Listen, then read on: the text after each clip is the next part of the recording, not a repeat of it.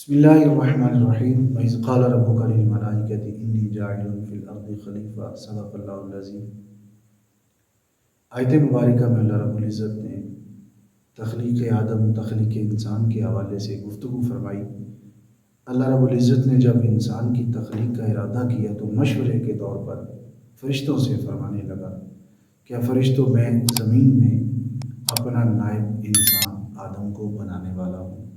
تو فرشتوں نے آگے سے عرض کی، باری تعالیٰ ہم تیری تسبیح بیان کرتے ہیں، نحن نسبح بحمدک ونقدس لک، ہم تیری تسبیح و تحلیل کرتے ہیں، تیری پاکی بیان کرتے ہیں اور تیری حمد کرتے ہیں۔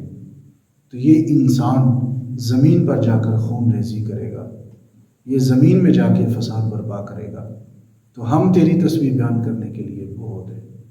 تو میرے رب نے فرمایا، انی اعلم ما لا تعلمون، جو میں جانتا ہوں وہ تم نہیں جانتے۔ حضرت آدم علیہ السلام جنت میں تھے، حضرت آدم علیہ السلام نے دانے کو کھا لیا، یہ حکمت کے پیش نظر تھا۔ یہاں کچھ لوگ یہ کہتے ہیں کہ آپ نے خطا کی، نہیں، یہ خطا نہیں تھی، یہ اللہ رب العزت کی طرف سے یہ حکمت کے پیش نظر تھا۔ اگر حضرت آدم علیہ السلام اس دانے کو نہ کھاتے تو یہ زمین کا سلسلہ کیسے شروع ہوتا؟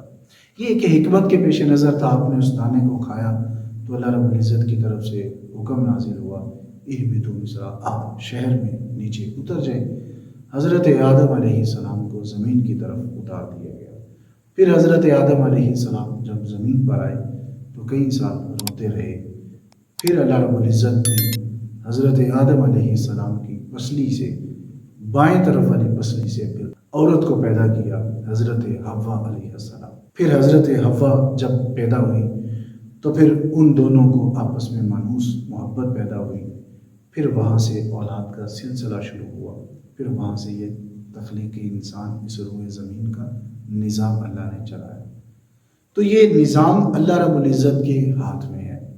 میرا رب چاہے اس روئے زمین کے نظام کو جیسے چاہے وہ چلانے پر قادر ہے۔ اللہ رب العزت نے اگر انسانوں کو تخلیق کیا تو ان کا مقصد تھا، اس تخلیق کے پیچھے کوئی راز تھا۔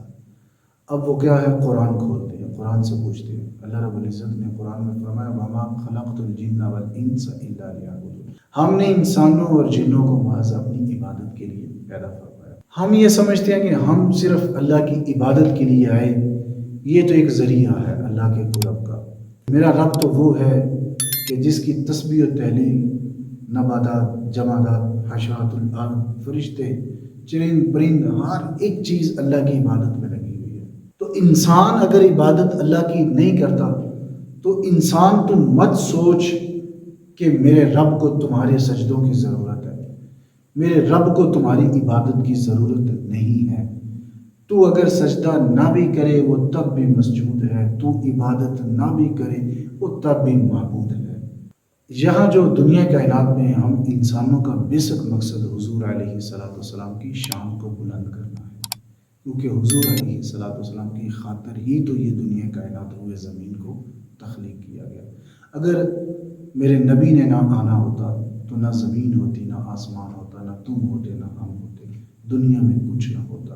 یہ محض آپ کی خاطر اللہ نے ہمیں بھیجا۔ اگر عبادت کی ضرورت ہوتی، عبادت کے لیے تو فرشتے موجود تھے، عبادت کی ضرورت ہوتی، چرند پرند ہر ایک چیز اللہ کی عبادت کر رہی تھی۔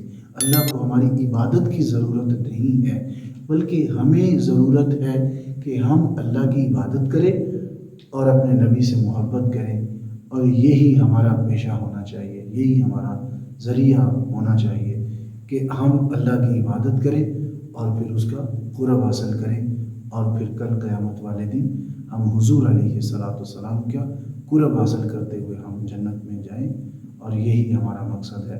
اللہ رب العزت سے دعا ہے کہ اللہ رب العزت ہمیں سمجھنے کی توفیق عطا فرمائے۔